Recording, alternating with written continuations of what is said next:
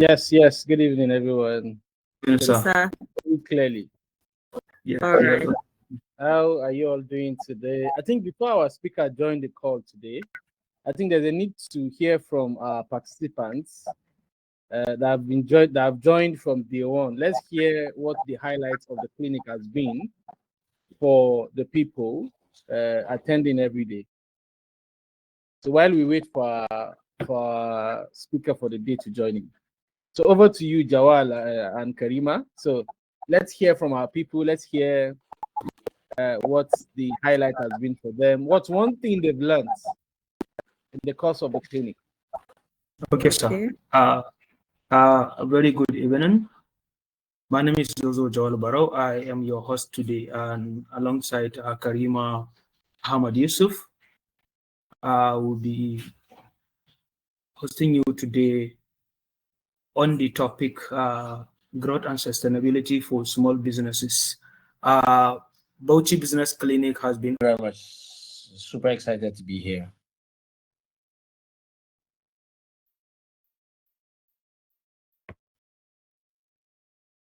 Today, Doctor will be speaking to us on the growth and sustainability for small businesses.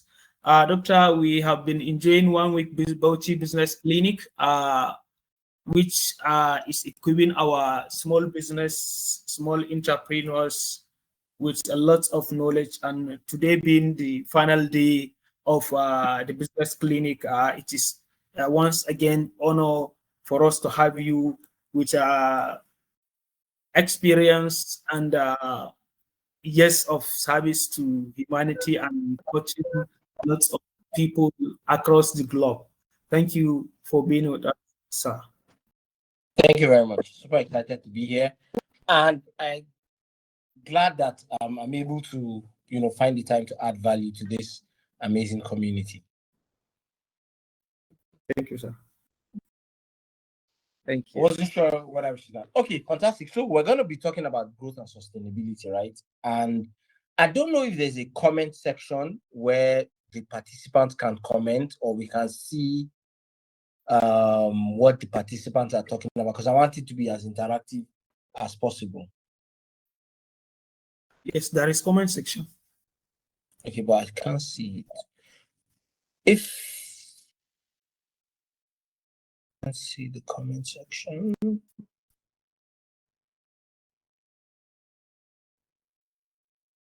Okay, anyways, maybe it's only the admins that can see it. I'm trying to make you one now. I don't know what's going on, but we can go on while I figure that out. Okay, all right, that's fine. Okay, fantastic. So we're going to be talking about a couple of things, right? And what is business growth about? One of the key things that we always tell people is, before you try to grow your business or before you start your business, there are certain key things that building blocks that your business must have. And I'm going to talk about 3 out of those building blocks. When we talk about those building blocks, that way it helps you to start off on the right foot. Or even if you've already started your business, you can go back and course correct and say, okay, listen, this thing that I did, this is not in case it's not going the way you want it to go, you can always course correct and change direction. So the 3 things that are important for every business is, number 1, you must understand that your business, you have to know who your customers are, what customer segment are you trying to reach out to. The second thing is, you must understand what is the value that you're giving those customers. And the third thing is, you must find out where can you reach those customers. So those 3 things, if you're able to put them in place, you will see that not only will you have a solid business, but you'll be able to grow your business. So let's dive into it properly. The first step is your customer. So you would agree with me that there are businesses in different industries, or like 2 businesses in the same industry might not be the same business. I'll give you guys an example. And since this is Bauchi Business Clinic, let's talk about things in Bauchi. So, for example, if you go to that Winty area where they sell masa, there's this house that they sell masa. I don't know if you guys know it, but if you go to buy masa there, right?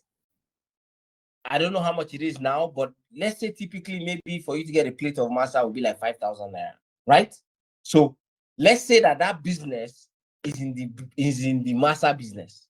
Do you agree? Now imagine, and then there's another business in Abuja called Meshai Coffee. Meshai Coffee also does masa, but their masa is 75,000 naira. All right. But here's the thing: Meshai Coffee does masa. The old lady at Kofar Wunti also does masa.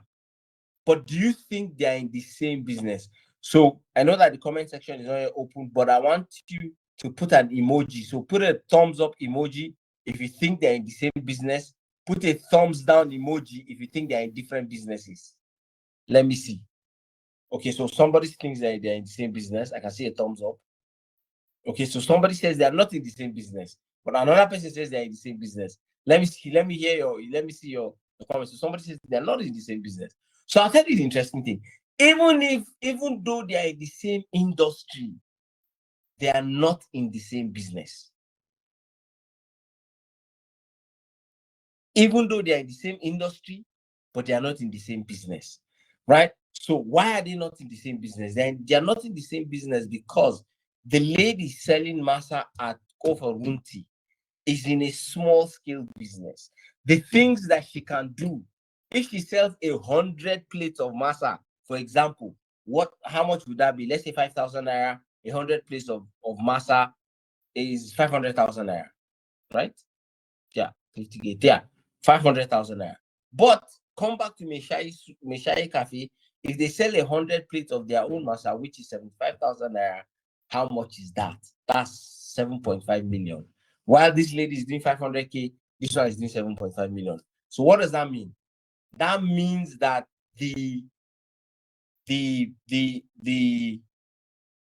what the business can achieve after a certain amount of time that has passed is not the same for both businesses.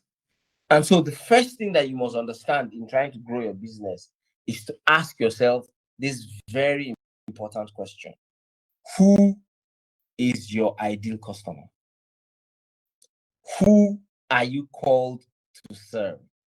Because one of the biggest mistakes that a lot of business owners make is that so as I was saying, right, for you to be able to grow your business, the first thing, or for you to even start a business, the first thing you must understand is you must understand who your ideal customer is. Ask yourself, who is that person? Because determining who your ideal customer is will be the determining factor for you to be able to see how you can grow your business or what business you should go into. Now, and it also determines your entire marketing effort. Because no matter what you do, if you are not clear about who your ideal customer is, the problem you will have is that you will be talking and nobody is buying from you. That's one of the biggest problems. So going into that, you will now see that. How do you now identify who your ideal customer is? I'll tell you guys, there are two ways you can do that. The first one is, a lot of times you are your ideal customer, but a few years ago. You are your ideal customer, but a few years ago. Why? Think about it. I've spoken to countless of business owners, and a lot of times when I ask them, how did you start your business? It always is a situation of they were looking for something, they couldn't find that thing they were looking for, they decided to offer it by themselves. Do you understand? So I'll give you an example of two types of businesses. A lot of cake people, why did they start baking cakes? Maybe, for example, they had a birthday, they had an event, and they ordered cake from somebody, and the cake didn't come as nice as they want, or the person disappointed them. And they got angry and they were like, you know what? I beg, forget this person. I can even bake this cake by myself. And so they baked it, it was nice. Their family members found it, it was nice. Before and then people will now start saying, oh, please, I have an event coming up. Can you come and bake for me? Can you come and bake for me? Can you come and bake for me? Before you know anything, they've started a bakery business. they started baking cakes. I'll give you another example. Imagine somebody that, a lady that just gave birth. When she gave birth, she was looking for baby clothes, but she couldn't find good baby clothes in the market. And then in her research, she found good clothes that were cheap, affordable, and good. And so she bought for her baby. And then her friend, after her friend giving birth, she now told the friend that, oh, hey, listen, I have a plug. I can plug you to this person that I buy from. And the lady says, oh, sure, please show me. And then before anything, she now says, okay, don't. Or her friend now says, oh, please, can you just help me buy it? So the lady buys it for her. And then before anything, she starts to buy from other people, her other colleagues, friends, cousins, and all that. And before anything, she has started a baby business. So a lot of times, you are your ideal customer, but a few years ago, because the reason why you started your business is to overcome a challenge that you had faced. But you now said, you know what, I can even do it by myself. So that's the first thing. The second way that you can identify your ideal customer is to think about it and ask yourself currently, which customer is your favorite customer right now? There will be one or two people that you have, similar interest. The person seems to be the best customer for you. Anytime that person is calling to order from you, you feel happy, you feel fulfilled, you don't feel stressed. So that's the second way that you can identify your ideal customer. So when you identify your ideal customer, what do you do with that information? I want you to be able to break it down and think and say, okay, this customer, can I pinpoint the kind of person? Because if you can pinpoint that kind of person, then what happens? You can start to attract other people that are like that person. So the first thing you must understand in identifying who your ideal customer is you must ask yourself, the people that I'm called to serve, is it male or are they female? That's the first thing, gender, male or female. Now, resist the urge to say that your business is for everybody, because, sorry to burst your bubble, but your business is not for everybody. You understand? You are always called to serve a group of people. That's the first disclaimer. The second disclaimer is, don't be afraid. A lot of times when I do this exercise with business owners, they are always scared because they were like, but coach, if I say this particular person is the person I want to attract, doesn't that mean that I'm telling these other people not to go, not to come to me? No, it doesn't mean that. The only reason why you are trying to be focused to know who exactly your ideal customer is so that you can tailor your product and services to meet that person's needs. Number one, is so that you can unlock the person's pain points and so that you can create a solution for those pain points. If you are not crystal clear about who it is that you serve, most of the times you will have issues. So the first thing is gender, male or female. It doesn't matter. You can always change it in the future, but you have to be clear. Write it down. Choose either male or female. Don't say both. And I'll tell you why saying both is bad. So let me give you guys an example. When I first started as a coach and a consultant, that's one of the biggest mistakes I made as well. I was trying to appeal to everybody. The problem with appealing to everybody is that you will get to a point where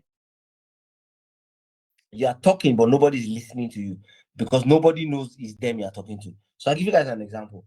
Imagine if you go to a market and you shout everybody. You just shout everybody. Now, will people turn? If you think people will turn, give me a thumbs up. If you think people will not turn, give me a thumbs down. Let's see. I need your reactions. If you think people will turn, if you say everybody, give me a thumbs up. If you think people will not turn, give me a thumbs down.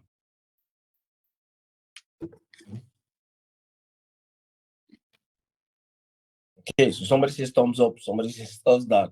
Fine. Yeah. So let me tell you what will happen. If you go to the market and shout everybody, nobody is going to turn. And the reason why nobody is going to turn is because they are going to think that you are not talking to them. So they'll be like, this one is not talking to us. I beg, let's face what we are doing. But let's flip it. If you go to a market and let's say you shout Jamila, for example, or you shout Abba, or you shout Rukaya, right? What will happen? You will see that anybody that knows an Abba, anybody that knows a Rukaya, anybody that is even interested in the name will turn. Even if that's not the person's name, they will turn naturally. Why? Because we are always attracted to specific things. Once something is specific, we have the tendency to be attracted to it more. I don't know if you're following. Good. Now, so that's about the first thing that you have to identify about the customer that you're trying to achieve. The second thing that you have to understand about your customer is what age range are they? Because the age range will determine the marketing style. If you're appealing to older people and you come and you're doing Gen Z stunts, they will not connect with you. If you're appealing to Gen Z and you start to do old people stunts, they will not be drawn to you. Why? Because people buy from people that they know, that they like, and that they trust. So some people can get to know you, but if you don't do something that will make them connected with you, they will not like you. No matter what you do, they won't like you. And if they don't like you, they will never buy from you.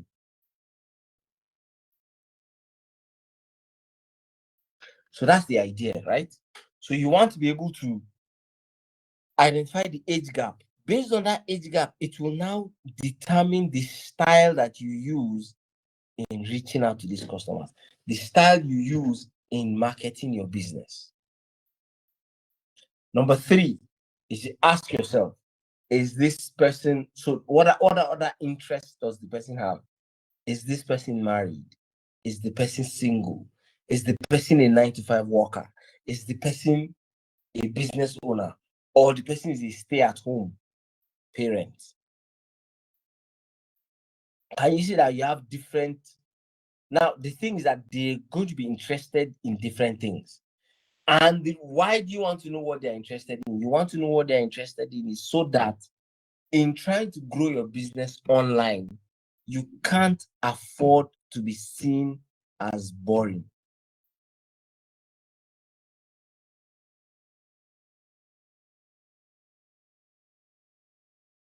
A vague idea of what interests your customers have. That's why, for example, if you're trying to run Facebook ads or Instagram ads, what are the things that they tell you? They'll always tell you that when you're trying to run ads, they'll ask you for interest. What interests do you want to target? So you can say people that are interested in this, people that are interested in that. Jonathan, that helps you to narrow down the interest. So 1, in terms of male or female. 2, in terms of age range. 3, in terms of interest. Are they workers? Are they? And once you identify those things, keep it. I'll show you how to do it, right? So once you have identified who your ideal customer is, you now have an idea. What I tell people is that if you can come up with a fictitious name, it doesn't have to be a real name. Come up with a fictitious name that you will call your ideal customer. So I'll give you guys I'll take you back a bit of, back in time. When I first started, coaching and all that, I was marketing my business. But like I said, I was trying to market everybody. I wanted everybody to buy from me because I was like, everybody needs a business coach. Anybody that has a business needs a business coach. But what I didn't realize was that if I keep talking like I'm talking to everybody, nobody will be interested. So what did I do? I sat down and I did research. And I realized that 70 to 80% of my customers are female business owners. So I said, okay, what can I do? And I started tailoring my content to appeal more to female business owners. Now, guess what? I'll come back to that disclaimer that I told you. That just because you have chosen you have chosen a particular person as your ideal customer, it doesn't mean that you will not attract others. The only reason why you need to know who your ideal customer is so that you can pinpoint and identify what are the pain points of that customer. Now, once you are able to itemize the pain points, then you can now use those pain points and create solutions to those pain points. Now, the beautiful thing is that anybody that has similar pain points with your ideal customer will be attracted to your business. So, for example, I come up with pain points of female business owners and I put it out there. It doesn't mean that it's only female business owners that will come to my courses or come to my classes or come and meet me for coaching. We still have guys that come, despite the fact that the way my marketing is geared towards women alone. So gearing your marketing towards a particular ideal customer will not negate your other ideal customers. Right? So once you get the ideal customer and you now, like I said, you find a name for that person. It'll be a fictitious name. So for example, what I used to do then was when I'm posting, because I like to run and I like fitness, right? And those days, Monday we always do Monday motivation, right? Put a thumbs up if you are the kind of person that on Monday you like to see motivational pictures or motivational videos online. Okay, so we have somebody that is like that. Who else? Fantastic, good. So now imagine this, right? This is how I used to this is how I used to show up online before. So when I show up on a Monday morning, usually Monday mornings are hectic after a weekend, you have to take kids to school and all those kind of stuff. So what I would do typically was I would show up and I'll be like, hey guys, just finished a 3-kilometer run. It's a great way to start the Monday, start the new week. I wish you all success in your week. Let's go. What do you think of this, the way I talk now? When you see it, would you be interested? Put a thumbs up or a thumbs down. If you see a video like this, would you be interested in the video? Thumbs up or thumbs down? If you be interested, thumbs up. If you not be interested, thumbs down. So you see, we have somebody that says thumbs down. I like that. At least you are being honest. Right? So what happens? Now, I realize that post doesn't get traction. I don't really get people commenting. It's just dry. Like people see it and they're like, I beg, what's this one? And they'll skip it. Guess what happened? I now sat down and I said, okay, who are my ideal customers? And I realized that my ideal customers were female business owners. Right? And so I started to tailor my ideal customer to say, okay, how do women like to talk and how do women like to be talked to? So for example, Monday motivation now, after I understood who my ideal customer was not to, get up in the morning and say Monday motivation, let's go, blah, blah, blah. I realized that female business owners, what do they want? So now when I'm doing Monday motivation, look at how my videos go. I'm like, hey, I know that, things are tough. I know that you're still struggling and there's no support from family and all those kind of things. But no matter what, I want you to know that, I believe in your capacity. Keep going. If you see this post on a Monday morning, how would you make you feel? Use an emoji to show how it will make you feel in the comment section. Use an emoji to show how it will make you feel. You see a video like that saying that, listen, I know things are tough, but I want you to know that you have this. Keep going. Don't give up. We believe in you. What will it make you feel? Exactly. So some people are putting sunshine. Some people are putting thumbs up. Peace. Fantastic. What it means is that it will help you to be able to connect better with people. Right? Because you now feel connected. You're like, okay, this person is speaking my language. Now take it up a notch. It's now saying that, okay, in addition to understanding what is going on behind your customer's mind, do you want to create a fictitious character, an avatar that represents your customer? So for example, what I did in my business was I created a fictitious person called Jamila. And Jamila is not real. But I always talk through the lens of like as if I'm advising Jamila. And when I'm talking about, hey, Jamila, I run in a business or a hobby, do you do blah, blah, blah, like that. So the idea is you want to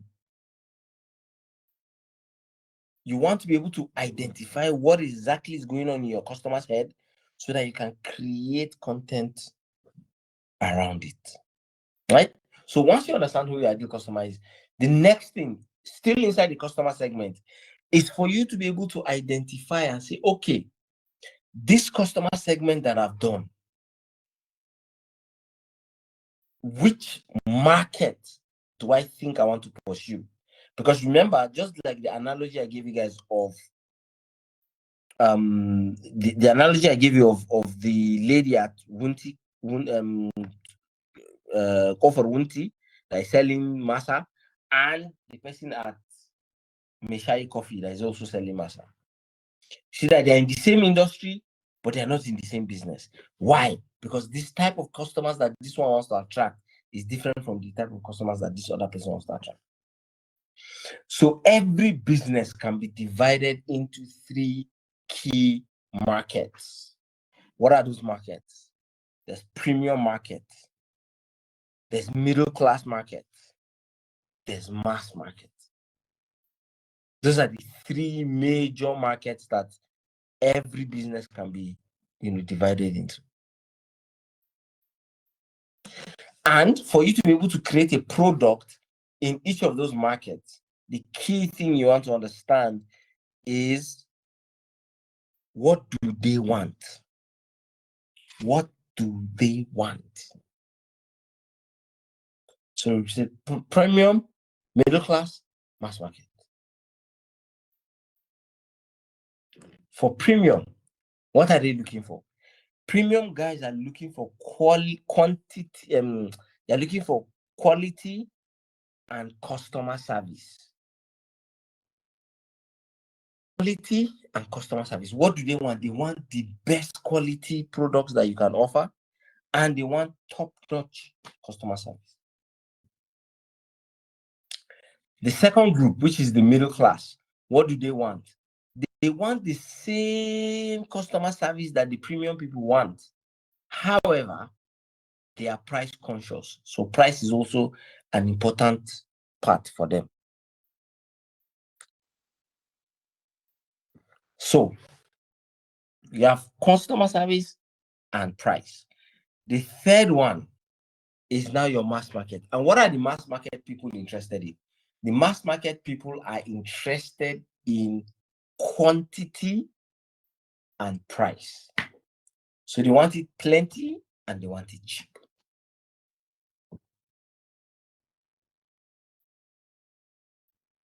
So what do you do with this information? I'll tell you.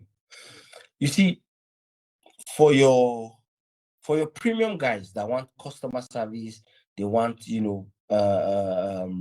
quality. You want to give them the best.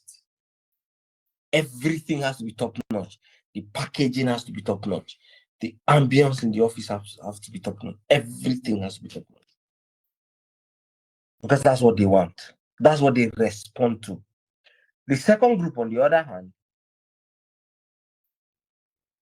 interested in customer service but price, meaning that they will sacrifice quality for price in a lot of the cases.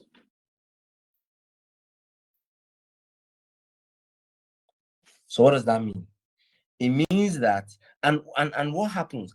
A lot of business owners are so busy chasing middle class customers, thinking that these customers are premium. Because you see, premium customers don't argue price. What will happen is that you just tell them, oh, this is it. You are able to convince them of the value, they'll buy whatever it is you're selling. Well, middle class, on the other hand, they want the value, but they want a lot of the value, but at a cheaper rate. Sometimes you see business owners do, okay, no problem, and give them discount, no problem. We're trying to build the community. But what you don't realize is that once you box them into a particular cell, to move them out is hard. So we've treated the middle class. Now the mass market. The mass market, what are they interested in? The mass market, they're interested in price and quantity only. Just price, quantity. They want the cheapest thing at the most affordable rate. So what does this mean for you as a business owner? It means that every smart business owner must create 2 products in these 3 markets. So you must play in at least 2 of these markets. You either play in retail, in premium and middle class, or you do in middle class and mass market, or you do in premium and mass market.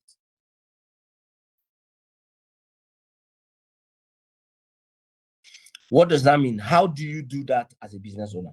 So let's say, for example, you bake cake. What is a premium cake? I really wish we had this comment section so that to be as much interactive, but it's fine. What is the premium product for cake people? It'll be like a wedding cake, right? Do you agree with me? Yes or no? Thumbs up if you say yes, thumbs down if you say no.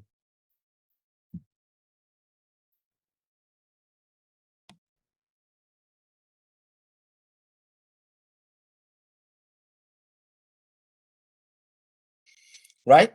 So wedding cakes can be premium for a cake, for a baker, for a cake vendor, right? Then middle class product can be like your 10-inch cake, your 11-inch cake, and all those kind of things, right? And then your mass market will now be your cake slices. Do you see where we're going with it? So your mass market will be your cake slices, your middle class will be your normal 10, 11-inch, and then your premium will be like your wedding cakes.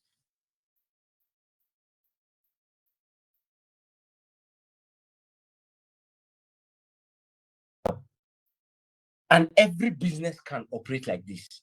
You can choose, do you want to operate in all 3, or do you want to operate in only 2? Whichever you want is fine. But what is important is for you to understand that you have to have the product on ground, visualize that product, and then, so that whenever customers come, you know which product to put them inside. So I'll give you an example. Let's play a scenario.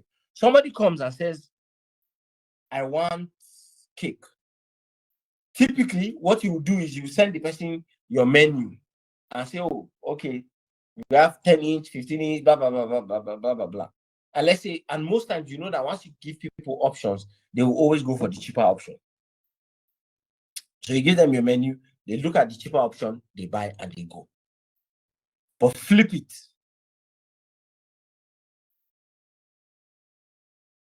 Somebody comes and says, oh, I want cake. And instead of you to just give them the options, you ask the person, oh, what's the cake for? Are you celebrating an event? The person says, yes, it's my 10th year wedding anniversary. You'll be like, wow, 10th year wedding anniversary? That must be really good. That means this cake has to be special. So can I show you our special cakes that show your loved ones so much love? The person says yes. You now give them your menu that is only your premium products there. Are you with me? If you are with me, put a thumbs up.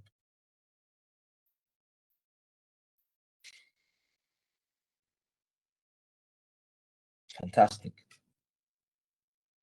So now,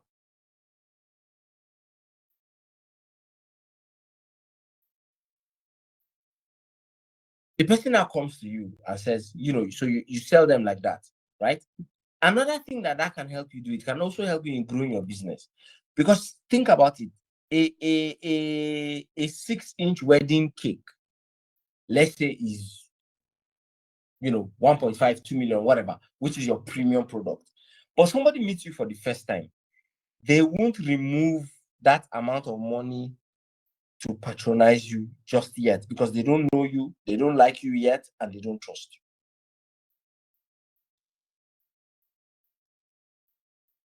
But instead, if somebody comes to you and says, oh, what do? You say, oh, I bake cake. Oh, really?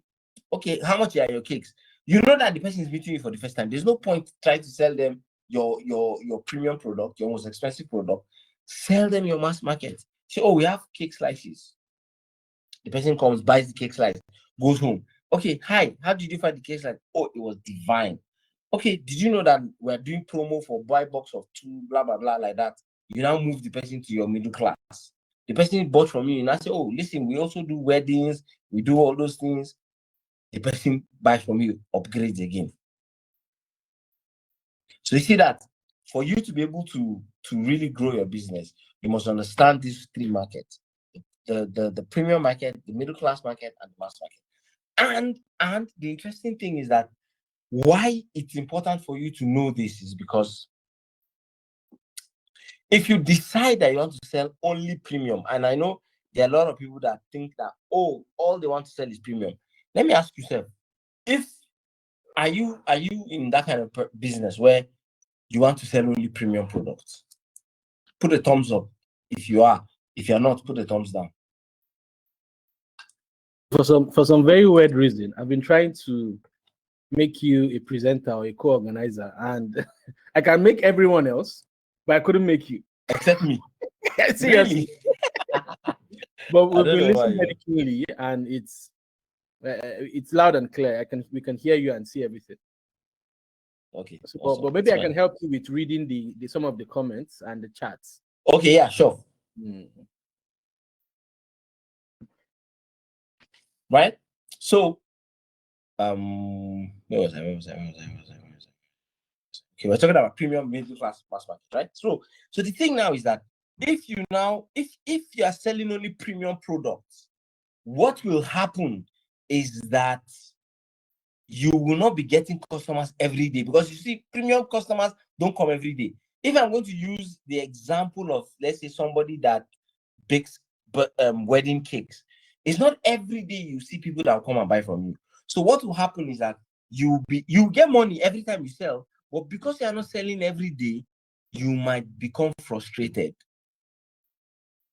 Do you understand? You might become frustrated because you're not selling every day. So what will happen? You now find yourself running and giving unnecessary discounts. So the second thing is, if you are selling only middle class products, you will get money fairly regularly, but you might not even get that big money.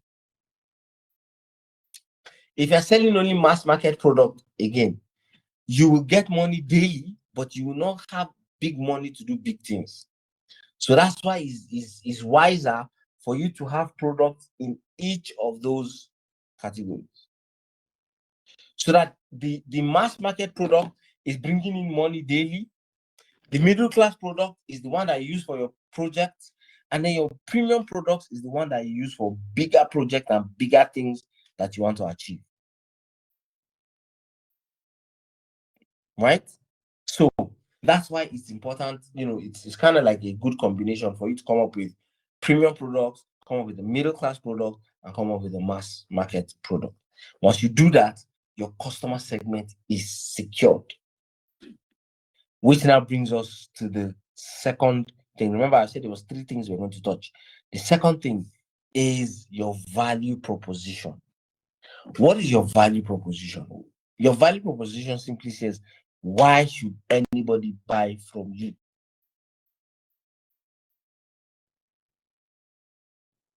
Why should anybody buy from you? There's so many people out there. Why should they choose and say, look, they want to buy from you? It's simple. Human beings, if you look at it psychologically, our psychological makeup, we are motivated by 2 things. We are motivated to run towards a pleasure that we want, and we're motivated to run away from a pain that we don't want. So your value proposition is simply, what is that thing that my ideal customer is running away from? And what is that thing that my ideal customer is running towards? So for example, can you guys hear me? If you can hear me, please put a thumbs up. It's showing me reconnecting. I don't know what the problem is. Clear.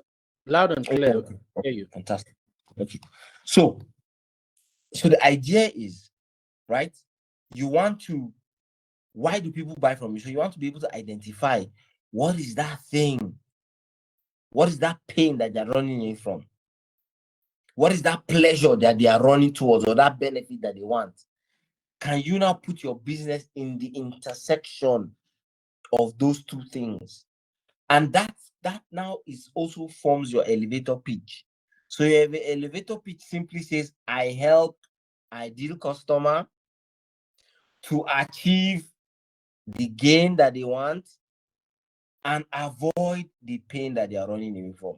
So I'll give you an example of my elevator pitch. I'll say, I help female business owners to increase their revenue and put structure in their business so that they stop feeling overwhelmed. Simple, clear, straight to the point. So a baker, for example, or a tailor, let's use a tailor. A tailor, what is the benefit that people want? They want to look good. They want to look regal. What is that thing that they are trying to run away from? Disappointment. You know, in tailoring school, it's as if they used to teach them disappointment 101. So they always, some of them are always disappointing their clients.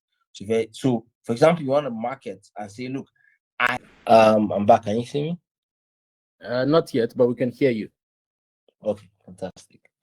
I think it might just be network issues. Okay, so as I was saying, right? So the idea is, if you understanding, so I was giving you guys an example of Steve Jobs, right? So what Steve Jobs did was to say 1,000 songs in your pocket. And what was that? He didn't say the iPod has 50 MB, space and all those things. No, what he said was 1,000 songs in your pocket. And in those days, guys had this pouch that they used to put CDs inside. And what was the what did guys want? They wanted to be able to listen to all their music without having to carry that big pouch. And so when Steve Jobs came up and says 1,000 songs in your pocket, people rushed for it. That's what happens when you are clear about who you serve and what benefits you give them. So we've touched two things now. We've touched the customer segment. We've touched the value proposition. The third and final one that we'll use, to talk about this is not the channel. Once you identify who you are serving, the next thing you want to know is to ask yourself, where can I find them? So remember, which is why I said, use the demography, use the age, use the gender, because age and gender are huge determinants of where people congregate. So, for example, anybody that is 50 and above, where do you find them? You will most likely find them on Facebook. People that are 30 and 30 to 40 something, where would you find them? Mostly on Instagram. People that are less than 20, less than 30, where would you find them? Snapchat, TikTok, all these things. So the idea is this, right? You want to be able to use this data and this information that you have gathered to see and ask yourself, where can I find these people? Where can I position myself? And once you position yourself, then you can now start to attract sales into your business. And in all these, in all these channels, one of the key things that you want to do is to also do an audit and ask yourself, most of the customers that come to me, where do they come from? Are they from Instagram? Are they from Facebook? Are they from email marketing? Where? And once you're able to identify where they come from, then what's the next thing that you do? Once you can understand where they come from, you will put yourself there. You're always in that intersection where you try to find where they are. Okay, I think it's done. Right? Where you find where they are and you put yourself there. So if they're on Instagram, make sure you're on Instagram. And each of those channels, you want to make sure that you have a strategy for those channels. So Instagram, for example, what is the strategy you want to use for Instagram channel? You want to post reels, you want to make posts, you want to do story posts, right? For WhatsApp, what are the channels? You want to have post on your stories. You want to do broadcast list. You want to, you want to be a part of WhatsApp groups in different communities, right? And so on and so forth, like that. So you identify and ask yourself, which channels, where can I find these people? And then where do I want to spend my energy going? Now, understanding these three things is the key to growing your business in a sustainable way. Because once you understand that, okay, who am I targeting? You get into the person's head psychologically. Okay, fine. Why should that person buy from me? If they have opportunity to buy from everybody, why would they buy from me? You itemize that. And then you ask, okay, where can I find them? So that place where you can find them, you now go there and then you provide value so that they can see you and eventually come and purchase from you. Now, the thing is this, in trying to grow your business, right? There are three things that you should do. So now we've talked about the three foundations, right, of growing your business. Now, let's talk about the three action steps you can take. Step one is you must always generate leads. What are leads? Leads are people that are qualified, that you have qualified, that have the same characteristics with your ideal customer. And those ones, you have their details, either a phone number or an email address. That's a lead. So you must always be generating leads. And the reason why you want to always generate leads is simple. You want to always generate leads because if you don't generate leads, your business will die. Your business is only as strong as how well you generate leads. Why? Because your customers, you will lose customers. That one is sure banker. You can't do anything about it. But what you can do is that as you are losing customers, you are gaining more customers. So the only way you can gain more customers as you're losing customers is if you intensify your lead generation efforts. So that's, you generate leads. How do you generate leads? You generate leads by magnetizing people towards your business. How do you do that? Number one, remember when we said go to value proposition, go and talk about the problems. Identify what is the major problem that most of these business owners have. Once you can identify it, the next question you want to ask yourself is that, can I create something for free that can help them solve at least one of their problems? So for example, you are a tailor, you sew clothes, right? What is a lead magnet that you can create to give people so that you can collect their phone number and email address and so that I can market to them? Simple, you can say, hey, we have 10 styling inspiration for men. So let's say you're a tailor for men, 10 styling inspiration for men. You gather it into like an ebook and tell them to download it. Well, before they download it, they must give you their email address, they must give you their phone number. So they download it. When they download it, you can now pick up the phone later and call them, oh, hey, you got our free guide. How was it? Tell us how it was, And then you can keep in touch with them to the point where eventually they will now come and buy from you.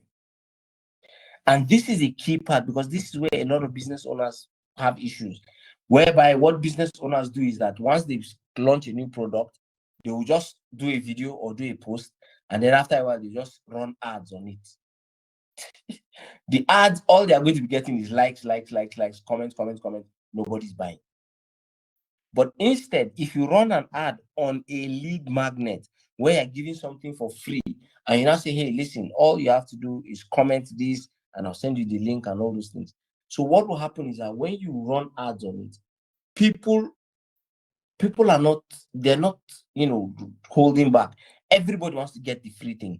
So once you get the free thing, you gather all their email addresses, and then you can send them broadcast messages, you can send them email, you can call them, you can do all those things. And once you do all those things, guess what? Eventually, they can start buying from you.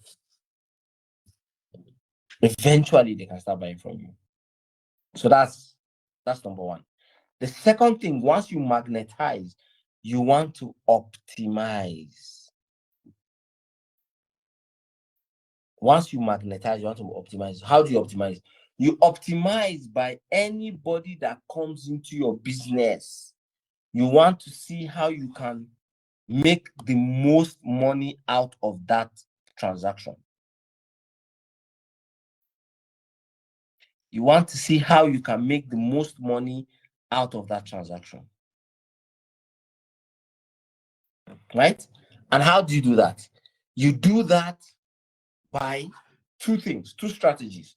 The first strategy is to upsell. The second strategy is to cross-sell. How do you upsell? When somebody comes to buy from you and says, oh, I'm interested in this product, the first thing you want to sell to the customer is your most expensive item. I shared this strategy with a pharmacy recently, and the pharmacy was like, but why is that important? And I explained to them, and I'll use that analogy to explain to you. Imagine if you are selling counting vitamin C, and counting vitamin C is 100 naira. And let's say your profit margin per product is 10%. So you're selling a pack of counting vitamin C that is 1,000 naira, right? Anytime somebody comes, you sell that one, that's 1,000 naira. 10% of 1,000 naira is 100 naira, meaning that for every sale, you've made 100 naira profit. I'm just using as an example, right? But then this time around, somebody comes and they says, oh, I'm interested in buying from you, blah, blah, blah, blah, blah, blah. You now tell them that, oh, okay, we have vitamin C that is super effective. Would you want that? The person says yes. You now sell them the effervescent one, the one that you dilute in water. And that one, you sell it for 5,000 naira. It's still the same 10%. So 10% of 5,000 naira is what? 500 naira. Look at it. Just by changing your approach, you've moved from 100 naira profit to 500 naira profit without trying to sell more, with selling the same number of items. So that's why upselling is important. The second thing is cross-sell. And if you look at it, pharmacies are very good at that. Any pharmacy you go, either you want to buy antibiotic. If you want to buy antibiotic, guess what they will give you? They'll give you Bicham. They'll give you the most expensive. It's when you now say, it's expensive for me. Then they now say, oh, okay. We have the cheaper one. Then they'll give you the cheaper one.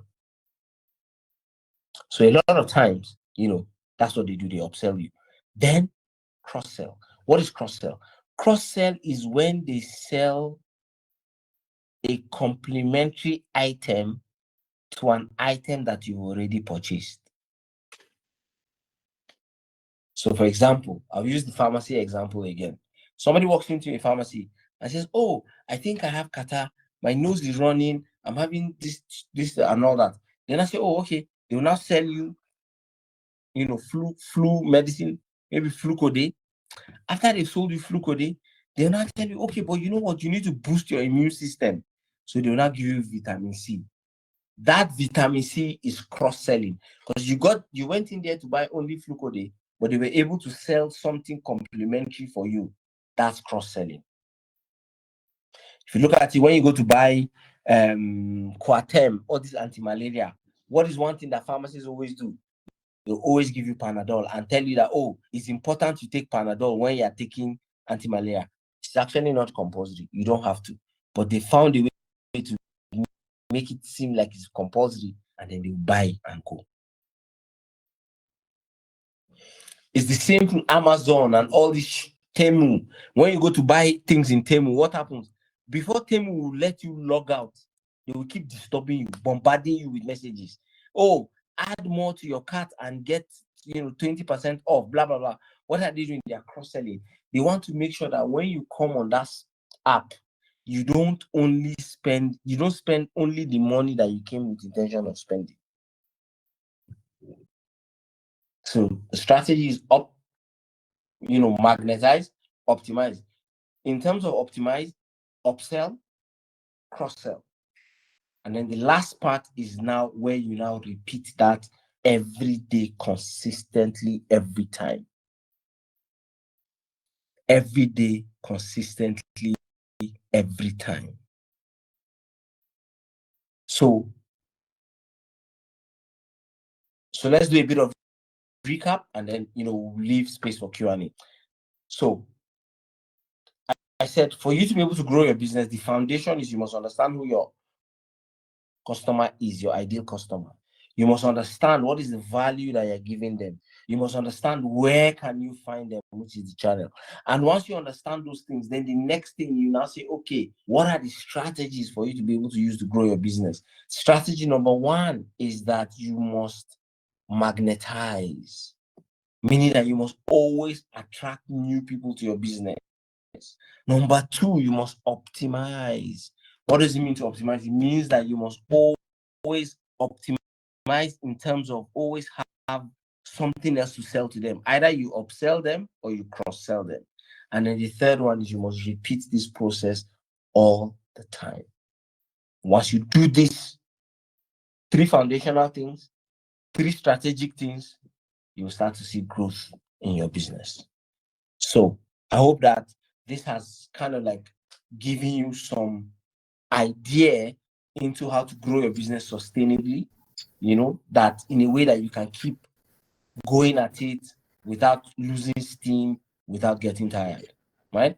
So I think we'll take a pause now so that we can answer as many questions as we can. Thank you very much. And I look forward to seeing your questions and answering them as well. Thank you very much, Dr. Usman, for those excellent insights today. So here we have a lot of questions from the audience. The first one says from Muhammad Dahiru, as a laundry and dry cleaning service provider, what practical strategies can I adopt to ensure steady business growth while maintaining sustainability, especially considering the rising cost of equipment, chemicals, and utilities? Fantastic. So here's what you want to do. As a laundry service, you want to create, remember what I said, you first understand who your ideal customer is, and then create products in those 3 customer categories. You have a premium laundry service, you have a middle-class laundry service, and you have a mass market laundry service. What is a premium laundry service that you can do? You can offer pickup and delivery, whereby somebody just gives you their details, you come and pick up and deliver at a fee. Let's say, for example, laundry, a total laundry is 5,000 naira. But if somebody wants you to come and pick up and drop off, you do it for him at 8,000. And maybe your transportation cost is just 1,000 naira. So you see, you've made 2,000 naira extra profit on that particular batch that if the person had bought it by themselves. Another thing you can also do is, so the second thing is now your middle class. Your middle class, you can now say, oh, you are offering express service. So anybody that comes in, service takes 3 days, 3 to 4 days. But if you want it in 2 days, you pay a little bit extra. That's your middle class. And then your mass market is your normal laundry that anybody can come in and go. So that's one. But second strategy that you want to use is you want to find a way to market your product effectively. You want to be top of mind. Let people when they think about laundry, you want it to be you are the first person that comes to mind. So you want to do videos like, here are 3 ways for you to take care of your whites. Here are 2 ways for you to do this. Here are 3 ways. You want to give information, education, and entertainment as regularly as possible, so that when people think of laundry, you're the first person that comes to their mind. If you do these 2 things, I'm sure you start to see a little bit of growth in your business. All right, thank you, sir. Okay, this is from Sadiq Balarabe Aliyu. He said, sir, what business plan will you introduce to look valuable here in Bauchi State? Because I can see most people in Bauchi citizens that they look business as passion. Well, I think it's a mindset thing. So it's a mindset thing. When you look at your business as a passion and not a business, then you will now be doing it. Even if you're not making money, you still be doing it. But nothing says that because something is a passion, you shouldn't make money from it. So I think it's a mindset shift that people should have. And joining classes like this is the first step for you to be able to change your mindset and change how you think. If you change how you think, it will change how you do business as well. Okay, this is from Muhammad Dayib. He said, sir, how can we get customers to like our products and services? It's by showing them. The best thing to do is to show. If somebody, for example, if I'm selling If I'm selling washing detergent, right, and I say, hey guys, buy this washing detergent, is very effective, right? Compare it to if I put out the washing detergent and I'll put it on a sponge and I'll show you how the foam is coming, and I'll be like, can you see this detergent? This detergent is very good. It will clean everything. That's an easy way to show. For example, you're a laundry service business. You want to show that you are good at what you do. You carry a dirty clothes. And that's what all these guys are doing, all this hypo and all this thing. They'll carry a dirty clothes, dirty it by themselves, wash it, and it comes out clean. I say, so you're showing them.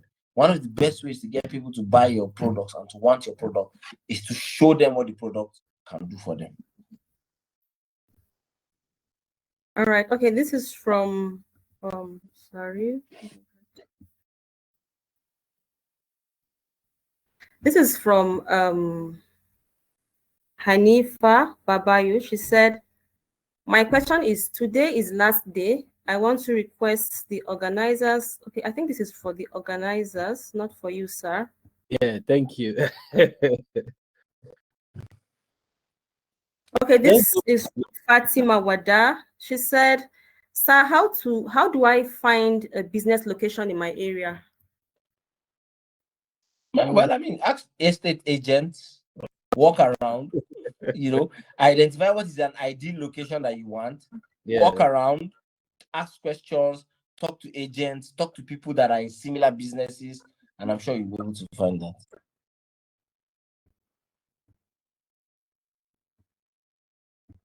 Okay, this is quite long, from Idris Halilu. He said, after employing 10 sales agents, trained them and give my product to them to sell. My future and sales networking that I design is to employ 117 staff, 5 from 20 local governments, 80 agents, 20 sales managers, and the remaining 7. 8 as my company managers, 9 as my company internal staff.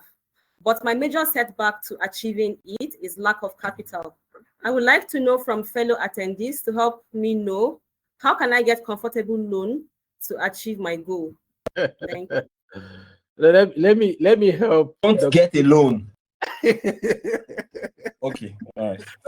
Continue. Start small.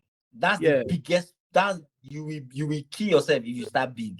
There's always a small version of your big idea. Start small.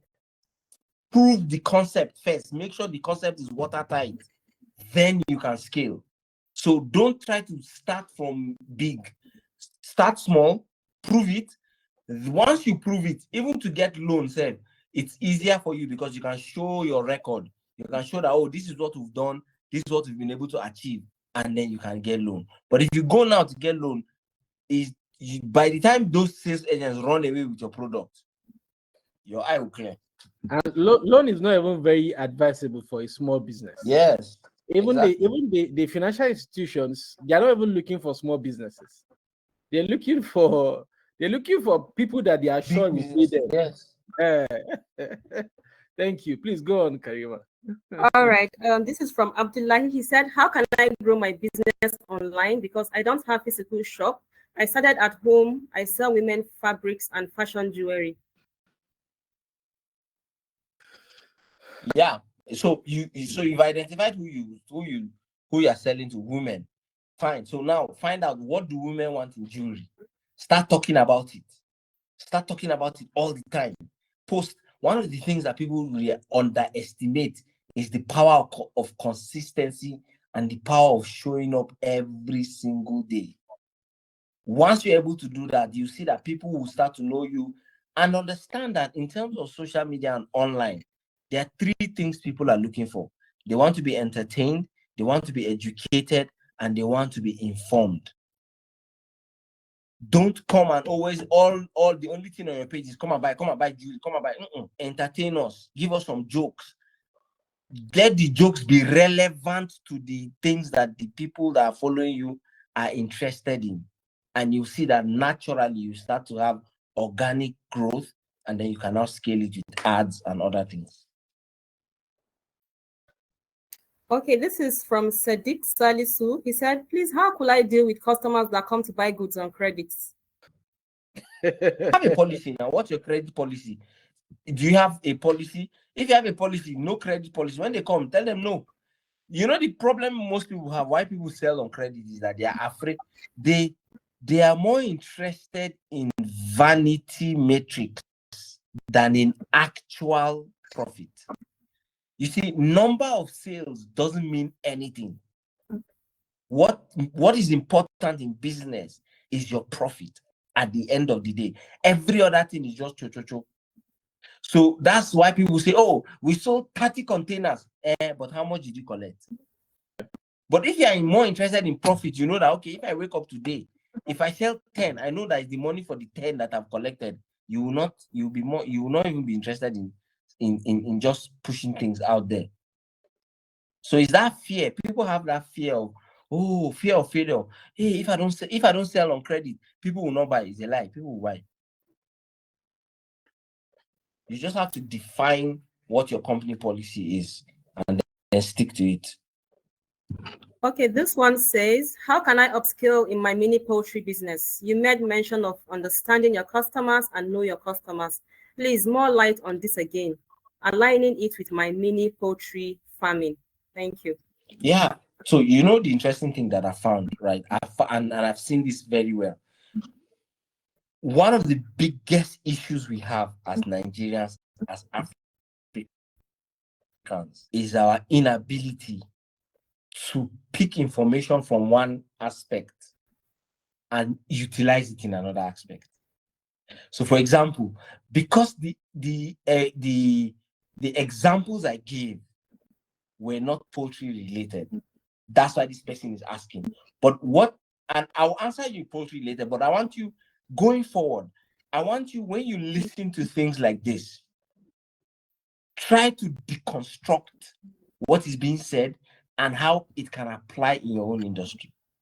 So, for example, I said, you know, what is one thing that is for you to find out who your ideal customer is. What value do your ideal customers want, and then where can you find them? It's the same with your poultry. So, are you selling layers or broilers? If you're selling layers, that means you're selling eggs. Who are the people that need eggs? What is the biggest problem people have with eggs? Start to educate people on the importance of eating eggs. I'll give you guys an example. There's a business owner, and I know some of you would know her, Chorareuta by Ray, for example. And I always use her as an example because her marketing is really interesting. What does she do? She sells, you know, turare, but when she's marketing, she doesn't tell you to buy one. No, when she's marketing, she will mix two flavors together, and she'll be like, man, can you see how this thing is? So you now, when you go to buy, you will not buy one, instead you buy two. It's the same thing with eggs. You tell people, listen, research has shown that if you eat 2 eggs a day, you have more stamina, more growth, blah, blah. Do you understand? One of the biggest things that especially in men's health, what do men want, right? Stamina, ability to, you know, all those things. Show the proof of how egg translates in that. And you now tell them, listen, I'm giving you guys a super strong man, you know, formula for you to be able to come and buy eggs from me, and then you see that they just come and start buying from you. So it's your ability to think and say, listen, what do the people that I'm selling this product or service to want, and how can I position my business for them to be able to buy from it? I hope that has answered your question. All right, this is from Abubakar Ibrahim. He said, as a phone accessory dealer, before we were just 2 in our location, but these days we are seeing new competitors. Please, how can I beat my competitors in silence? By doing amazing customer service. Let your customers feel like you love them so much. That way it will be harder for somebody else to try to steal them. Like when people come to buy from you, show them love, show them care, you know, call them, text them. Let it not be transactional, let it be relational. And then you see that it'll be harder for people to come and, you know, steal your customers. Okay, because of time constraint, this will be our last question. How can we turn our best customers into our biggest promoters? By Fatima Mohammed. Give them a stake in your business. So here's what I do. I tell people there are three lists that every business owner should have. You must have your prospect list, which is your leads list. You must have your customer list, which is people that were on your leads list but that they've bought from you. And then you must have your super customer list. Who is your super customer list? Your super customer list is somebody that keeps buying from you.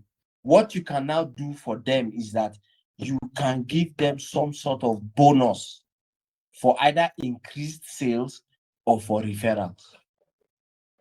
So what will now happen is that because you can only become a billionaire if you create a system that other people that your customers can make money from. So I'll give you an example.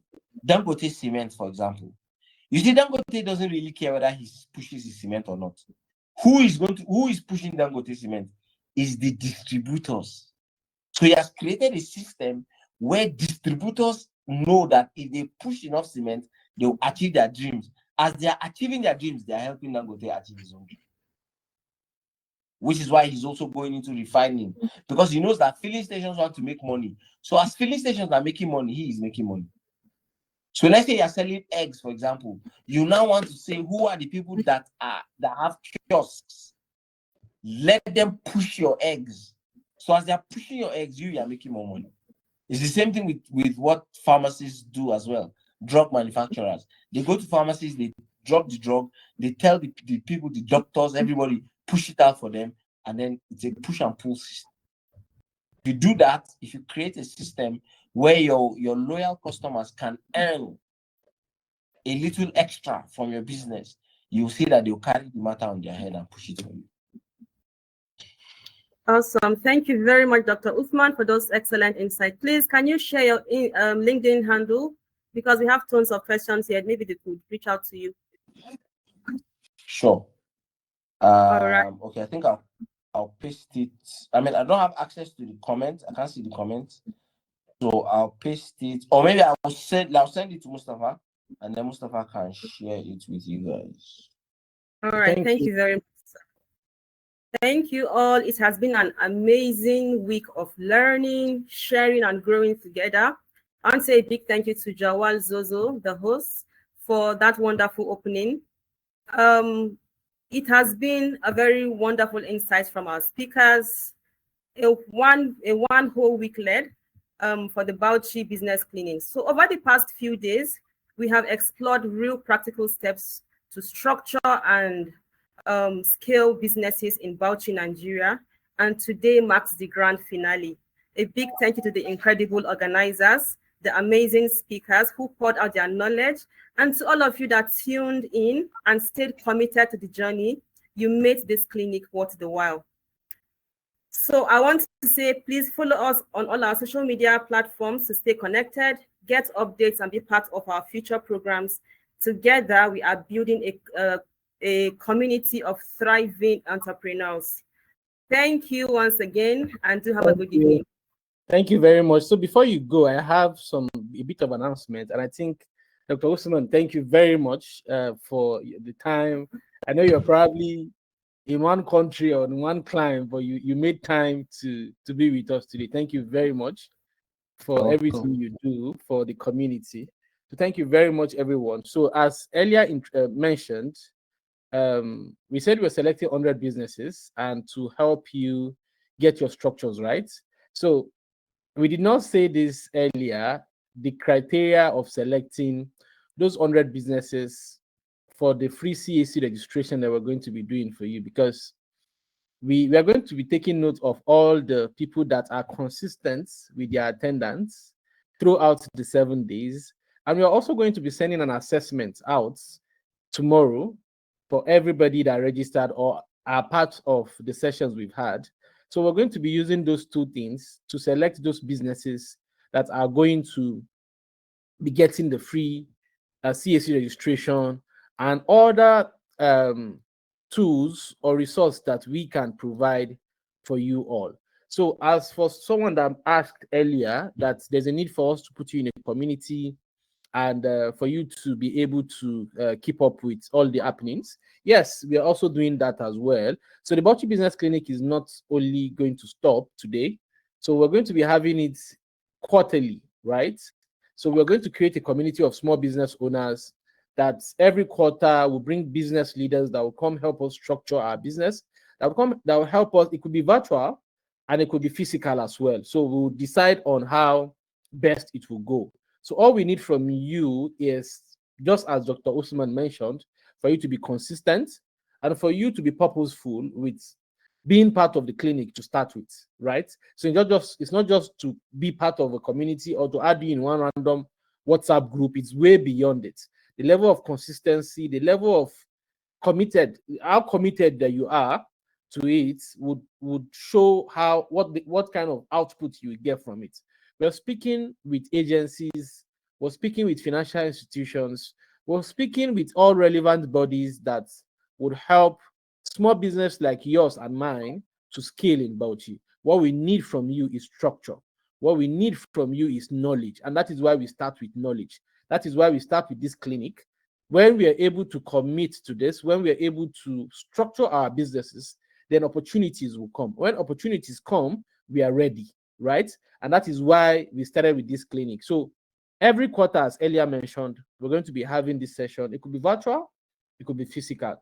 So we're still in the plan for it. So thank you very much to everyone that have joined from Monday, from the business mindset session that Aisha Balawunti had, to the money management that Farida Yaya took us on, to the content creation and media strategy that Zain El Abidin took us on, and the business structure and compliance that Tai Shehu Abdullahi took us on, and the access to finance that Esther from Sterling Bank facilitated on Thursday and on Friday, and the innovation for small businesses that I was able to take.